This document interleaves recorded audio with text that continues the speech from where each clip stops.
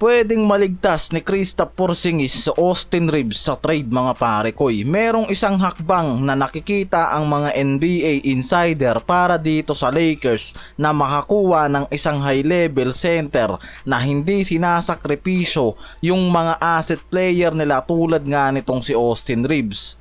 Dahil kung tutuusin nga lang daw, pwede nilang makuha ang unicorn center na si Kristaps Porzingis sa Boston Celtics na gamit lang yung trade proposal tulad ni Rui Hachimura, Maxi Kleber, Gabe Vincent at 2030 first round pick swap and 2032 first round pick nila. Yan yung possible lang na ma-offer ng Lakers dito sa Boston para makuha itong si KP mga pare koy. Una pa lang kasi si Rob Pelinka pinagpilitan na wala siyang balak na sirain ang core nila kasama si Luka, Reaves at LBJ dahil kung tutuusin nga lang maganda yung chemistry ng tatlong player na to. Kaya malinaw yung sinabi nitong si Rob Pelinka na wala silang balak i-trade o isama sa trade proposal itong si Reaves. Maliban na lang kung mga pare ko yan na makakuha sila ng isang top tier center na possible talagang isakripisyo itong si Reaves.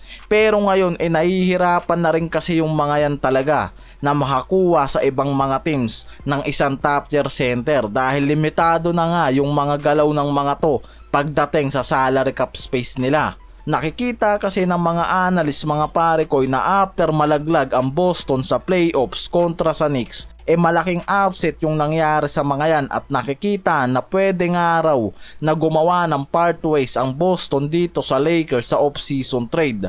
At yung isa naman sa nakikitang dahilan kung bakit nila bibitawan itong si Kristaps Porzingis dahil sa nagiging history nito sa injury.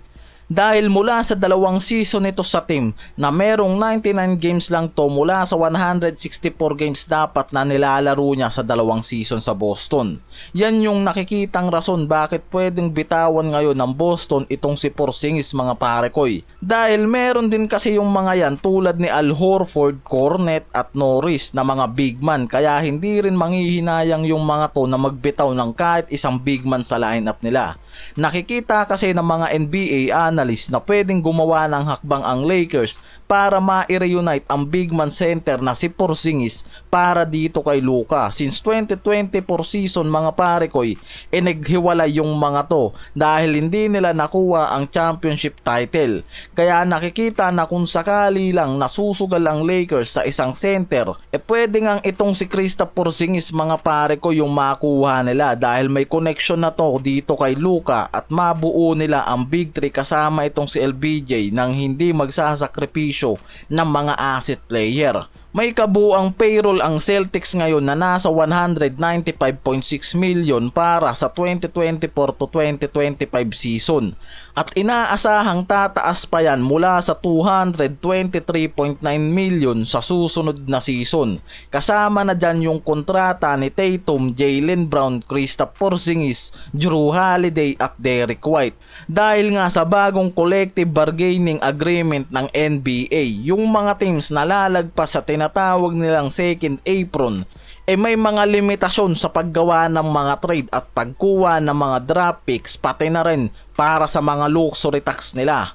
Hindi naman nila pwedeng i-trade yung mga pangalan tulad ni Tatum, Jaylen Brown, Holiday at Derrick White. Kaya itong si Porzingis talaga ngayon mga pare koy yung nasa trade candidate para sa off-season trade dito sa Boston dahil kailangan nilang magbawas ng player para mapanatili sa kanila yung financial flexibility. Itong si Porzingis na may kontratang 30.7 million para sa 2025 to 2026 season yung nasa candidate nila. At nakikitang ang Lakers ang pwedeng gumawa ng hakbang para makuha yan sa trade dahil ang Lakers ngayon naman merong mahigit sa 40 million na expiring contracts dito kay Rui Hachimura, Gabe Vincent at Maxi Kleber na pwede nilang gamitin kasama ang 2031 first round pick at 2030 pick swap nila para makuha itong si Porzingis at papabor pa sa kanila dahil hindi nila mabibitawan sa trade itong si Austin Reaves pero makukuha nila yung high level center tulad nga nitong si Kristaps Porzingis at mare-reunite pa nila yan dito kay Luka Doncic.